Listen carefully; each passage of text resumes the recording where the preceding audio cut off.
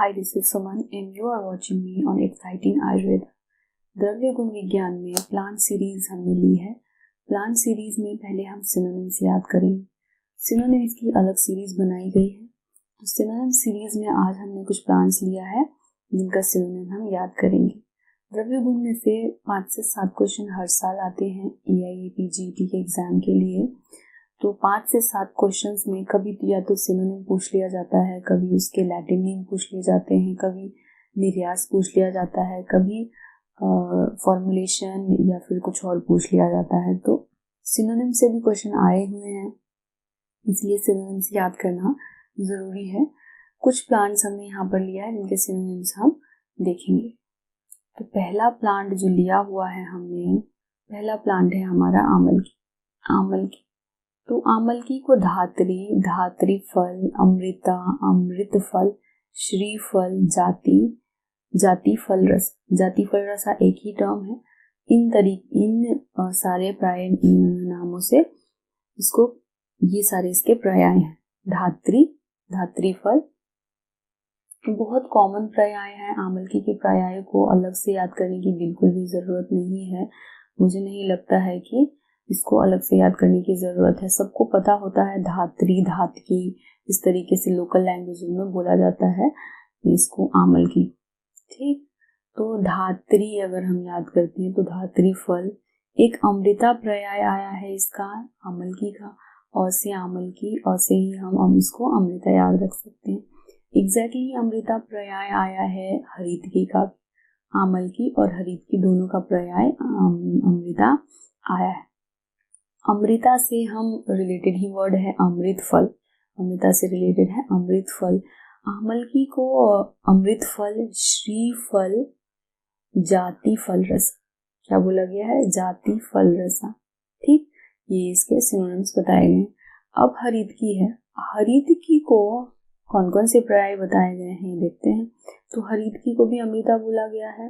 कायस्था, अभया, रोहिणी, शिवा, चेतकी, जीवंती।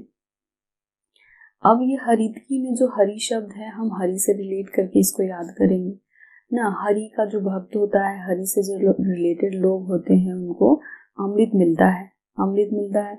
एक हमारे शिव जी हैं, वो भी हरि हैं, जिन्होंने अमृत की जगह विष का पान किया है। समुद्र मंथन के टाइम में अमृत और विष दोनों ही निकला था, लेकिन शिव जी ने विष का पान किया था।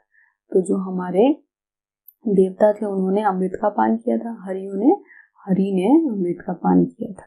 कायस्था, काय और चेतना, जो लोग भक्त होते हैं, भगवान को मानते हैं, काय और चेतना दोनों से ही मानते हैं। किसको मानते हैं? शिव को। क्या है यहाँ पे? शिव को मानते हैं चेतना से, काय से, तन मन धन से मानते हैं ना भगवान को, भगवान की सेवा में लगे रहते हैं। तो ये चेतना और काय दोनों से लगे रहते हैं। जो लोग भगवान को मानते हैं, जो लोग उनकी भक्ति करते हैं, जो उनके परम भक्त होते हैं, उनको भय नहीं रहता किसी चीज का, वो अभय हो जाते हैं, अभय रहते हैं। क्या रहते हैं? अभय। शिव के जो भक्त होते हैं वो अभय रहते हैं। रोहिणी क्या है? रोहिणी तो एक सिनोनिम है इसका। वैसे हम एक प्लांट से याद कर सकते हैं रोहिणी। शिव जो है वो कैलाश पर्वत पर रहते हैं। अगर किसी को शिव के दर्शन करने हो तो पर्वतारोहण करके जाना पड़ेगा। कैसे जा सकते हैं? बहुत सारे पहाड़ों को पार करके जाना पड़ेगा कैलाश पर्वत पे, है ना। कैलाश पर्वत पे बहुत सारे पहाड़ों को पार करके जाना पड़ेगा, पता नहीं कहाँ पे होगा कैलाश पर्वत। तो पर्वतारोहण से रोहिणी हम याद करेंगे रोहण से, पर्वतारोहण करके जाना पड़ेगा। नेक्स्ट है जीवंती। भगवान क्या बोलते हैं जब उनको आशीर्वाद देते हैं? जियो पुत्र, लंबी आयु हो तुम्हारी, इस तरीके के वरदान लोग लेते हैं भगवान से। जीवंती यानी कि जीवन का दान दे रहे हैं भगवान। हरि क्या कर रहे हैं? जीवन का दान दे रहे हैं। एक बार और देख लेते हैं। हरितकी में जो हरि शब्द है, इससे हम रिलेट करेंगे अमृत। भगवान हरि जो है अमृत पिए थे। जब हमारा अमृत निकला था समुद्र मंथन से, तब अमृत का पान किया था देवताओं ने। काय और चेतना दोनों से हमें हरि की भक्ति करनी पड़ती है। किसकी? शिव की भक्ति। शिव कहाँ रहते हैं? पर्वत पे। उनके दर्शन करने हैं तो कहाँ जाना पड़ेगा? पर्वत का आरोहण करते हुए कैलाश पर जाना पड़ेगा। जो भक्त होते हैं उनको भय नहीं रहता और वो जीते हैं, सालों साल जीते हैं। जीवंती जीवंती याद रखिए। हरितकी का वैसे और भी पर्याय बताए गए हैं, क्यों बताए गए हैं, कैसे बताए गए हैं और किसने बताया है, वो भी इम्पोर्टेंट है। वो आने वाले टॉपिक्स में हम कवर करेंगे। अब आता है विभीतकी। तो विभीतकी को क्या बोला जाता है? अक्षफल। क्या बोला जाता है? कर्षफल। कर्ष का ही सिनोनिम होता है अक्ष। कर्ष का ही सिनोनिम होता है अक्ष। एक कर्ष का होने की वजह से विभीतकी को क्या बोला जाता है? अक्ष या कर्षफल। अक्ष या कर्षफल। अक्ष का ही पर्याय होता है कर्ष, कर्ष का पर्याय होता है अक्ष। भूतावास। भूतावास, विभीतकी को हम भूत से ही याद रखेंगे, इसको भूतावास बोला गया है। विभीतकी के पेड़ पे भूत रहते होंगे, किसी ने देख लिया होगा किसी दिन, तो उसको भूतावास बोला गया है। क्या बोला गया है? भूतावास। लेकिन कलयुग में, कलयुग आलय जो है हमारा, कौन मानता है? कली को मानते हैं क्या? कली को नहीं मानते, यानी कि विभीतकी के ऊपर वास नहीं मानते। कलयुग में भूत का विभीतकी के ऊपर वास नहीं मानते, इन कलियों को नहीं मानते। ये जो कही सुनाई बातें हैं, उन कलियों को आजकल कलयुग में लोग नहीं मानते। कलयुग में लोग नहीं मानते कि विभीतकी के ऊपर भूत का वास है। ये जो कली है वो नहीं मानते।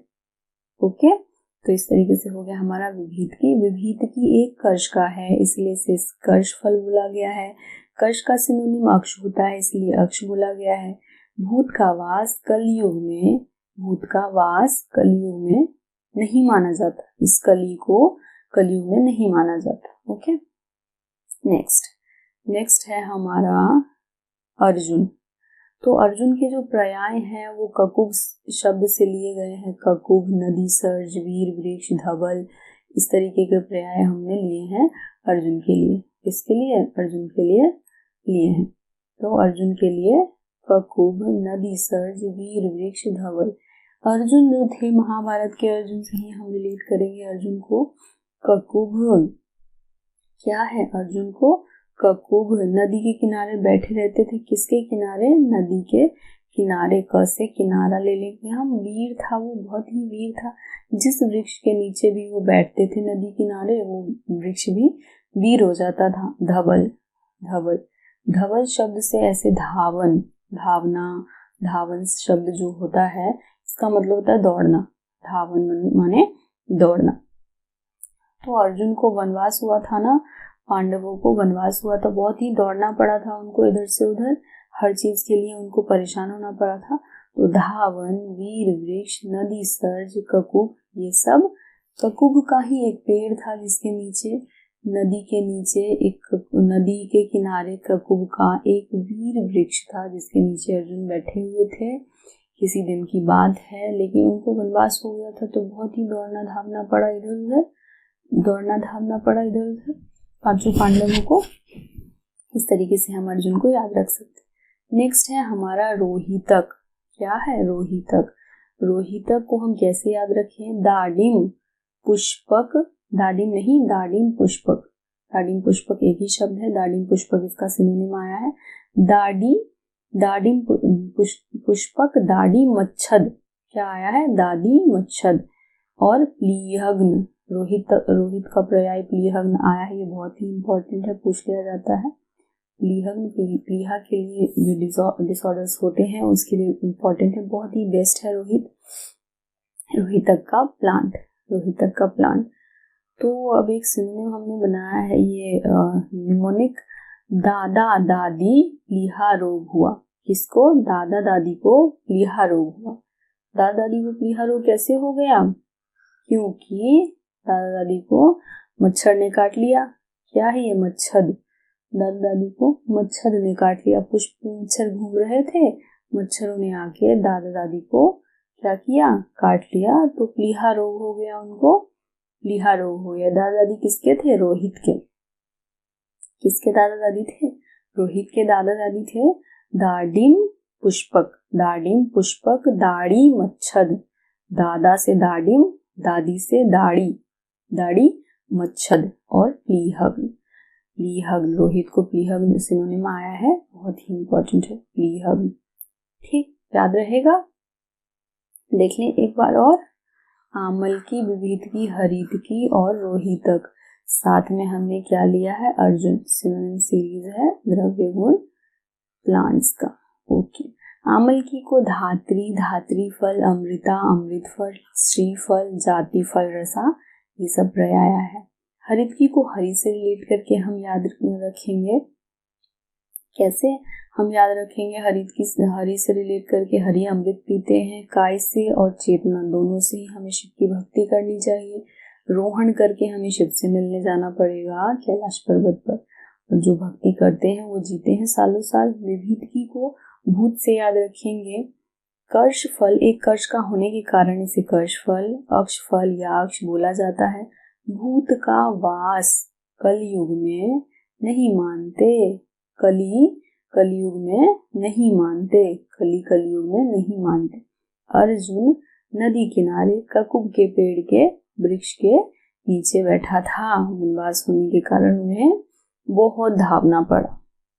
रोहित के दादा दादी को प्लीहा रोग हो गया क्योंकि पुष्प पे बैठने वाला मच्छर उनको काट गया। दाढ़ी पुष्पक, दाढ़ी मच्छर, प्लीहा रोग हो गया। ओके।